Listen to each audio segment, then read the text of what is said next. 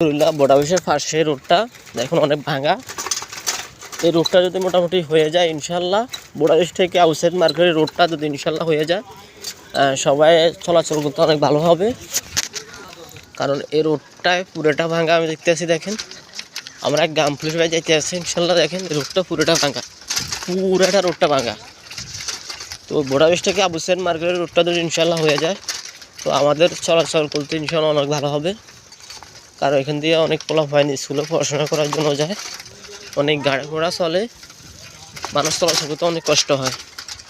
তাই অনুগ্রহ করে সবাই লাইভটা শেয়ার করে দেবেন, সবাইকে দেখার অনুরোধ রইল। কারণ আপনাদের দেখার জন্য আমি ভিডিও করলাম। দেখেন কত বড় এক খাত। আর আমার এখানে আমার গ্রাম পুলিশ ভাই যাইতে আছে, আমি আমার গ্রাম পুলিশ ভাই এক জায়গায় আমাদের একটা কাজ আছে, ওখানে রওনা হয়েছে ইনশাল্লাহ। দেখেন বন্যার কারণে সব রাস্তার কষ্ট হয়ে গেছে।